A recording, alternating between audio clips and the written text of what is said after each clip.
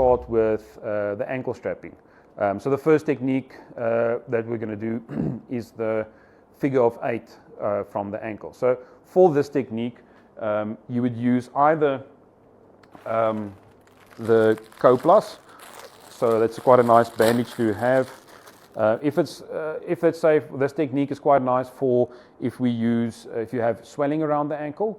The figure of 8 technique helps to get rid of that swelling, and it's also a nice compressive feeling around the joint. So again, enhancing the proprioception around the joint, and then also telling the body, look, there's an injury. We need to either enhance the activity around or enhance the activity there just to help protect the joint. So you can see this is quite an elastic bandage, quite a lot of play in it. And then the nice part is it sticks to itself. So you don't need any extra strapping or pins to hold this in place. You can just apply it and reapply it. So just be careful when you use it, because it sticks to itself. If you crumple the strapping like this, you'll see it's quite hard to take off. So just be careful when you use this. Take care when you use it and take it off, just to make sure that it doesn't stick to itself, because then it's a bit of a nightmare to take it off. So just make sure that it's there. So we either use, for the figure of 8, we'll either use the CoPlus, or you would use your 50mm EAB strapping. So it's nice, as you can see, it's a normal EAB. It's got a slight bit of stretch into it. It just allows for a little bit of stretch when you strap it, but you can see in general it doesn't move much. So it creates that nice compressive feeling, and it helps to compress around the joint. So and then it will help to prevent injuries. So this is the technique we will use. It's almost your go-to technique when it comes to ankle strapping. There's various other techniques we'll show you a bit later, but this is the basic technique that we will use. So when you use the strapping, always be careful. Do not touch the glue on the inside the whole time, because you have sweat and salt on your skin. It just deactivates the glue. So the more you touch the glue, the less active it gets. When you hold your roll, when you strap, we always say hold it in the uppermost. So it's like that. If you like a toilet roll, in that position. Because if you have it underneath, the glue part sticking outwards, or if you have it the wrong way around, it's either in your hand the whole time and you're going to touch the glue. So we normally say in the uppermost position, in that position, and it just rolls off easier when you apply it like that. When you apply it, don't take it off, roll it back on like this. The glue just gets less active, and you want the plaster to be as active as possible. When you're going to strap, always use make sure that your environment that you're strapping at is comfortable, because you are ultimately the strapper for, let's say, if you're doing a sporting event, you have to be there the whole day. So if you've got a bad environment that you're strapping at, it can cause you an injury. So, and then you are the most vital part of that day. So we don't want an injury to you. So if you have a bed, a portable plinth, or a stationary plinth that you can have around your working station, is quite nice, because the players can just have a seat on the bed and you can move around them, or they can stand on the bed and you can move around them and strap. Always make sure that you have you have the bed, you have if you're using a chair, use a chair close by, and then just use this as your strapping technique. So we're going to start with the figure of 8 strapping technique. Okay.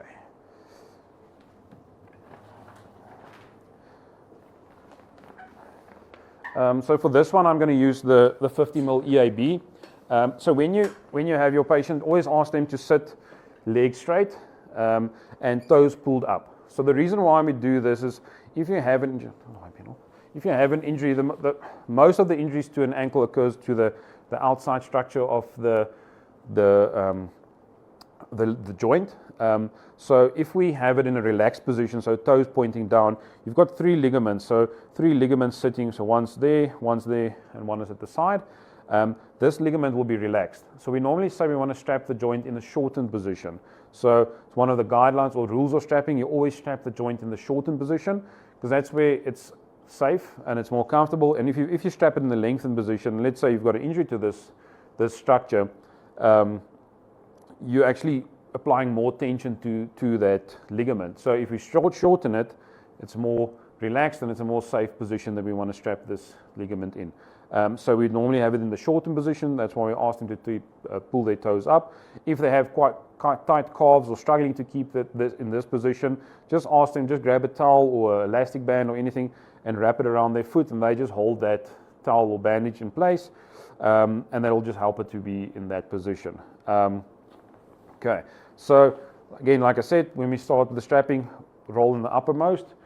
If you have a pair of scissors, it's always good to invest in a pair of strapping scissors. It's different to your normal household scissors. Reason for that, it's got a flat edge on top, so if you cut, well, you can still cut someone, but there's no sharp edges that will stick into the skin if I actually touch the skin. So there's no sharp edges, so invest in a pair of strapping scissors. It's always a good investment to have. Okay, cool. So when we start with the strapping, we always have the joint pulled up. Always check that the skin is clean. If it's not clean, well, just ask them to clean it with warm water and soap. Again, because your body's got natural oils and salt on it, and that can affect the stickiness of the strapping. Also, make sure if it's quite a hairy person, you can always ask them to remove the hair. So I won't do it today, but it is uncomfortable to strap over hair, and then also the strapping doesn't stick to hair. So if it's quite a hairy person, ask them to shave before, or just shave that section that you're going to use. It's just easier, and also it's nicer to take off. Okay, so when we start with the figure of 8, we always start with toes pulled up. So the first movement that we will do is, oh my goodness. So it's just an important structure to remember when you strap. So just remember, when you do the strapping technique, on your foot there's a little bone. We call it the base of the 5th metatarsal. So it's right on that section there. Be careful when you apply tension to that end. It's quite a big nerve ending there. So if you apply too much tension around that area, it can actually cause the feet to go a bit numb or your toes to go a bit dead. So when you go over that section, just go gently over that, or just go below that to avoid that structure in there. So otherwise, it can cause a bit of, you'll strap it, and once you're done, you've done the whole strapping and everything is fine, and then you have to redo the strapping because the foot is actually numb. So it's always a good thing just to be cautious of that little structure. Okay, so when we go to the strapping, we will, so the first part is, you start on the base of the foot. So just start with a little gentle strap just around the foot, just the base to start off with. Always remember, when we strap, we want to do even overlaps, meaning, so you'll see on the EAB, it's got a little yellow line in the middle, so that means it's the 50% line of the strapping. So when we strap, we want to always cover 50% of the strapping. Strapping loves itself, and you're building an anchor, so the more you cover the plaster, the stronger the strapping will be, and the more the less strapping you use. So that's always a good economical thing, and the stronger the strapping will be. Okay, so we'll go once over the foot. So once we're over there, so your next movement will be, we're going to aim sort of 45 degrees up, moving to the outside. So what you're doing on the outside, you'll do on the inside.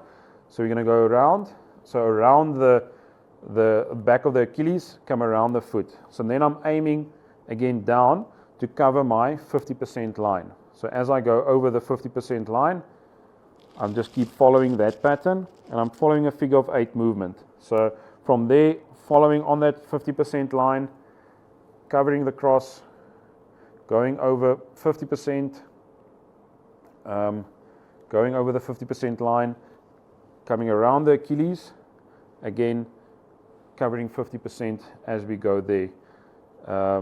Just keep following that pattern, and you're just creating a little figure of 8 pattern around. And you're going to keep doing this pattern until you are sort of at the back end of the foot.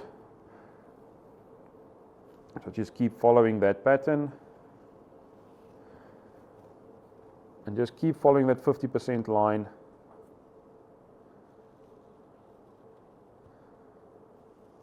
Okay, so I think that'll be enough. So you just keep following there. Once we get to the top, we'll just finish it off, just go once around, and then just finish on the top.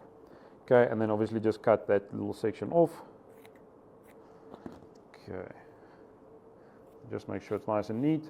I always like to compress the strapping when I'm done, just to make sure everything is sticking nice and tight of it. And then I'm also checking for any wrinkles, especially when it comes to feet. Check for any wrinkles around the strapping, especially here, because it can cause a blister, it can cause friction, and then that friction causes blisters. And especially around the feet, because there's a lots of movement, there's socks, there's a lots of stuff happening here. Feet tend to sweat a bit more, so that can cause a bit of slippage, and then it causes blisters around the joints. And when you take it off, those chances you'll take the skin off is quite high. So quite be careful of that. Check for the blisters, and then when you're done, always ask the player or whoever you're strapping, how does it feel? Is it too tight? Is it too loose? Check for circulation. So to check circulation, you'll just press on the nail bed and see if there's refilling of the blood. If there's nothing, you'll see it immediately. It just stays white. But if there's a normal blood return, it shows you the strapping is not too tight. If it's too tight, we'll have to unfortunately take it off. Otherwise, it's fine like that, just to keep it in that movement. So that is the figure of 8 strapping technique. Cool. So then the next strapping technique that we'll go through is the lateral stabilizers and the figure of 6. Okay. So your figure of 8 is a basic strapping technique. So if it's a very light injury that you just need support, a bit of comfort around the joint, you can use the figure of 8 technique. But if there's more severe injury to an ankle, we would start off firstly with lateral stabilizers and the figure of 6. It creates exactly what it does. It creates lateral stability. The lateral stability acts like ligaments, and then your figure of 6 actually creates more support around the joint. So we're going to do it on the other side. So when we start with this, for this one we'll use again your 50mm EAB, and then your sports tape strapping. You'll see when you take this one out, there's always a little wax paper that comes with it. Keep that paper with you. The wax paper actually just takes the moisture out of the strapping. It's quite important just to keep that moisture out, otherwise it gets very sticky, or the moisture will just makes the strapping less stickier. So we will use your rigid strapping. So like I said to you previously, there's no give in this strapping. There's no elastic properties, and this is quite a hard strapping. You can see if I pull on it, there's no give to this strapping. So this is where we sort of restrict movement with the strapping. The nice part of this is it's a tearable strapping. So if you've had practice with this, you can actually just tear the strapping off quite easily. So it's quite a nice to have. Otherwise, if you struggle with that, use a pair of scissors just to cut that off. Otherwise, it'll also sometimes if you do it incorrectly, it'll also just fold onto itself, and then it's like this, and then it's a bit of a nightmare to get off. So just make sure that you just take that care of that one. Okay. So when we do the lateral stabilizers, we always start with the anchor point. So the anchor point is where all your rigid strapping is going to attach to. So this is quite important. Like I said to you, the strapping loves itself. So the more you can strap it to itself, the better and stronger it will be.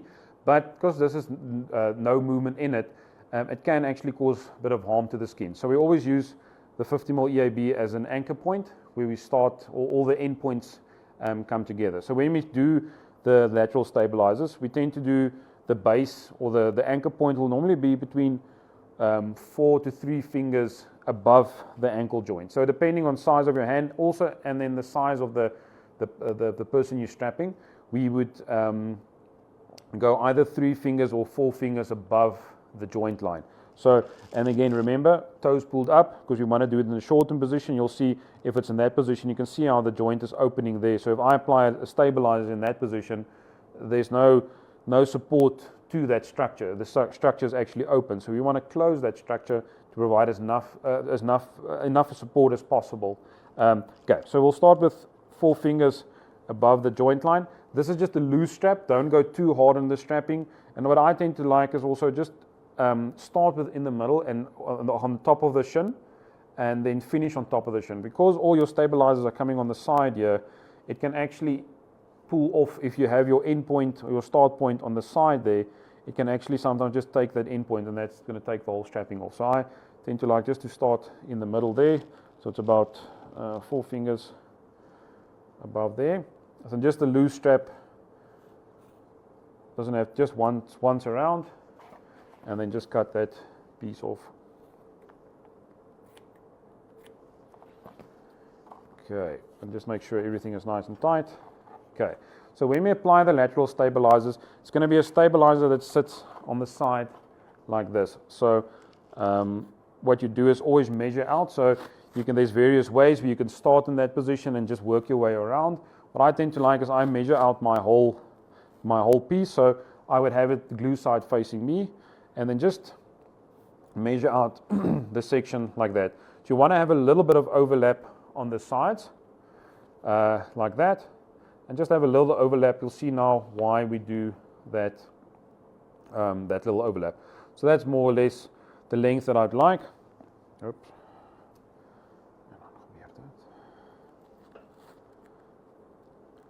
This tends to happen quite a lot, so be careful when you use it.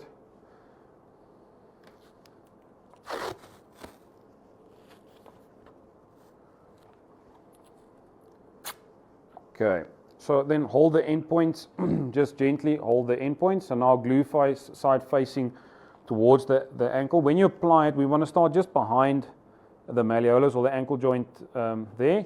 So I normally start at the bottom of the foot, and then I would just apply tension, and then stick the end points, make sure that they stuck, and then I just rub onto the strapping, making sure everything is nice and tight. Again, why we rub it is because the glue reactivates or reacts to heat. So the more I can rub it, the more heat I create or friction I create, and that creates heat. Then for the lateral stabilizers, we normally do 3 to 4, depending on the size of the joint. So it depends on also on the severity of the injury. So the more you add, the more support it gives you. And then again, remember, we want to do 50% overlap. So when we do it, the next one must be 50%. From the previous one. So we'll do 3 for this case. So again, measure out your length. You can cut or tear.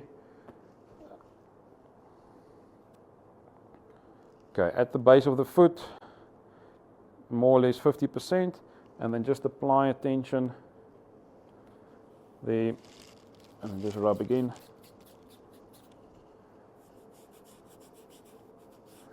Making sure, again, there's no creases or crinkles at the bottom, because remember, this is going to cause friction. So just be careful when you use it. Okay, one more.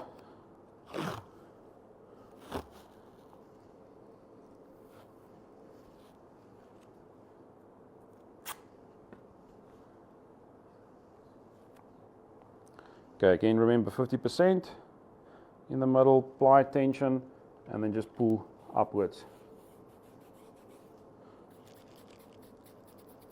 Okay, so you can see, so just on this, your foot, so it already applies a little bit of tension, specifically on this structure. So if you try to pull the foot, and you can see how much tension is creating on the strapping. So it already applies a bit of lateral stability and then medial stability on the inside to the foot. So it already provides quite a bit of support to an ankle.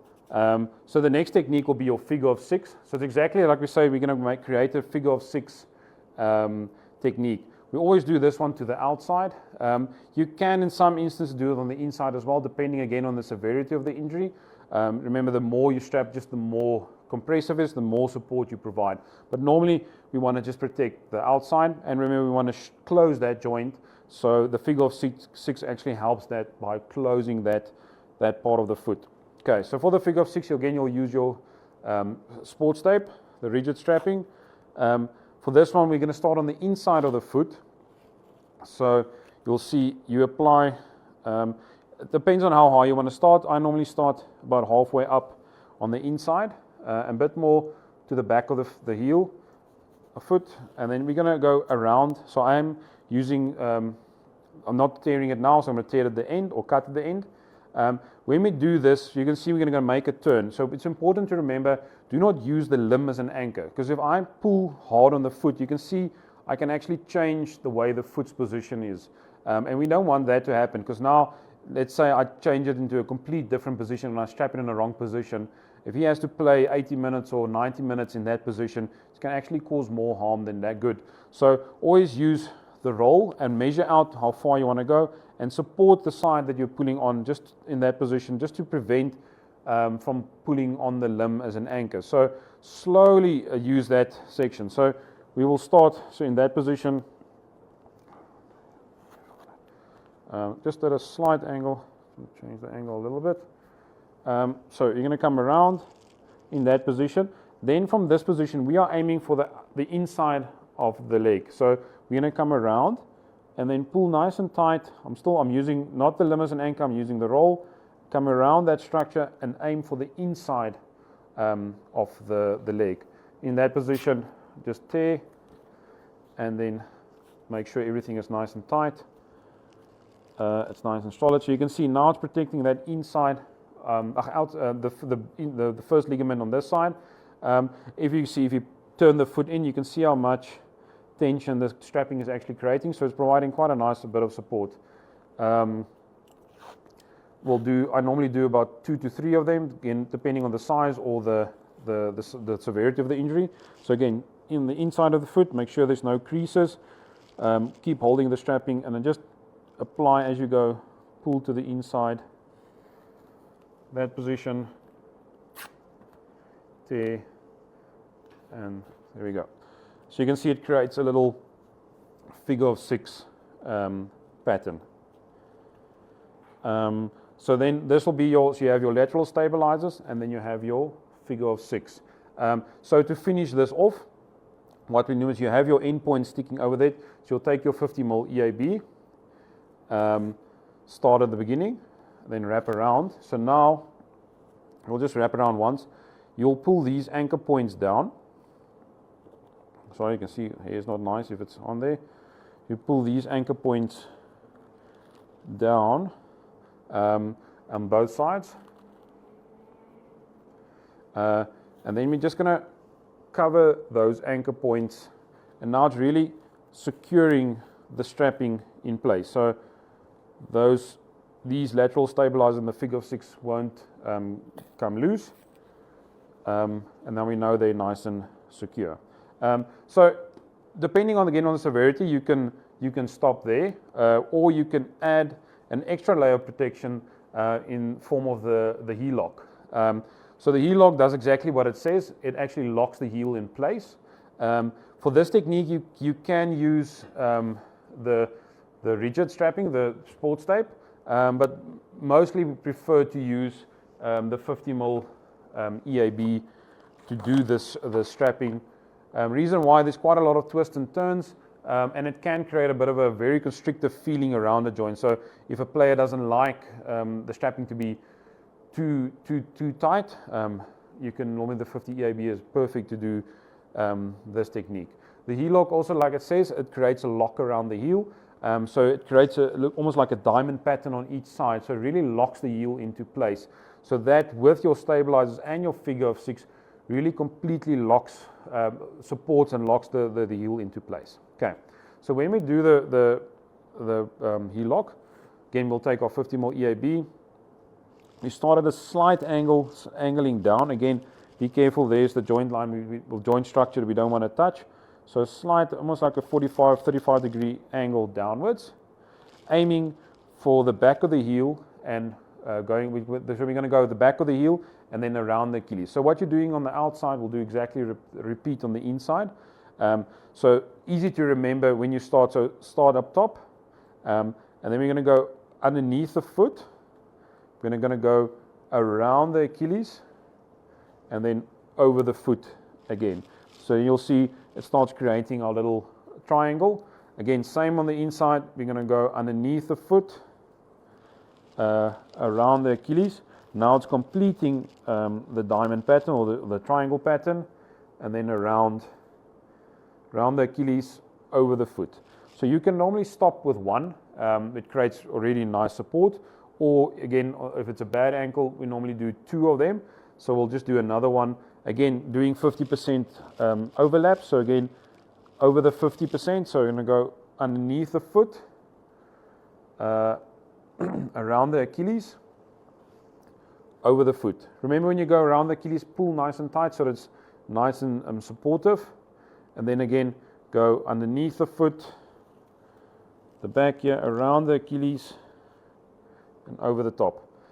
If you would like to cover the whole foot, you can now just continue with your figure of 8 pattern, or you can just stop there, and then that's the ankle strapping. So that's the ankle there.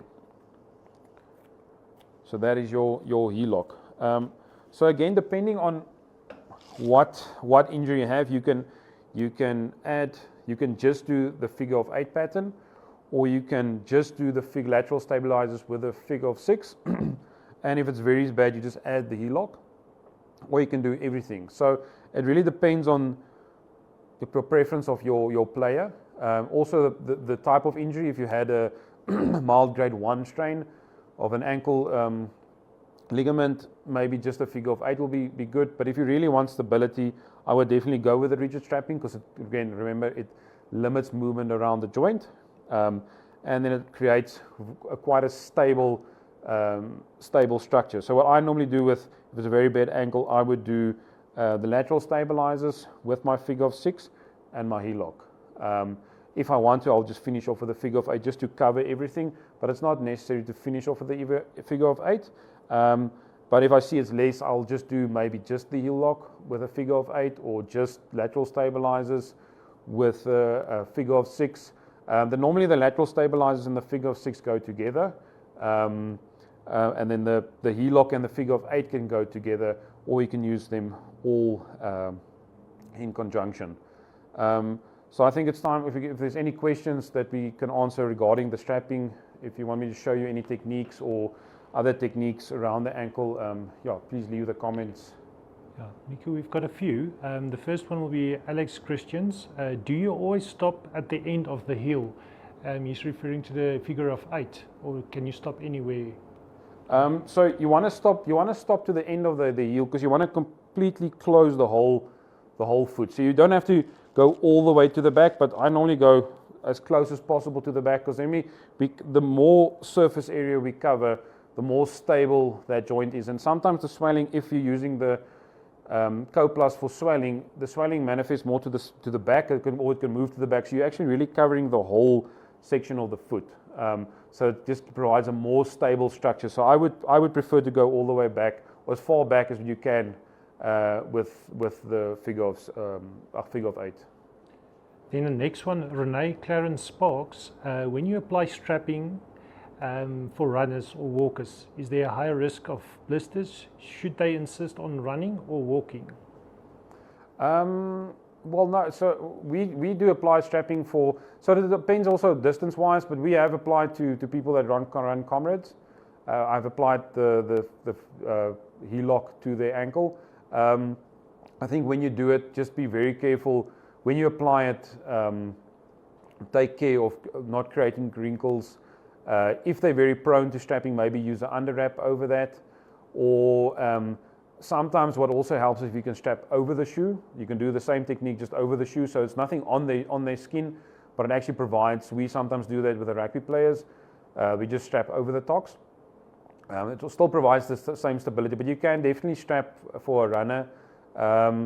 If it's so severe that I will also, depends on the severity of the injury. If it's a very severe injury, then they should probably not run. If they're coming back from an injury, start off with walking with the strapping and see how the ankle responds, and then they can slowly start running. But if they're not very comfortable with it, then maybe see if you play around with certain different techniques,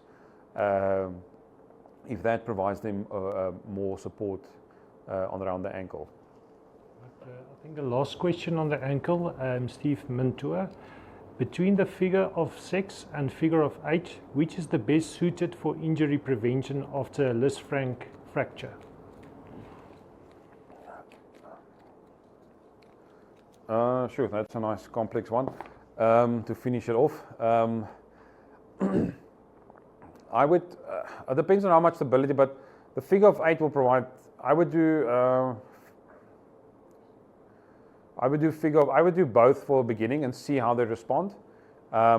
If it's too much on their foot, then I'll just change it a little bit, but you can start with figure. I would do both, I would do more the figure of 8, because it just provides that compressive feeling, especially around the fractures. There's no real instability, so you don't have to really use the rigid strapping. I would maybe use just the figure of 8 in the heel-lock, because it just provides that compressive feeling and it supports the joint rather than restricts the joint in terms of strapping wise.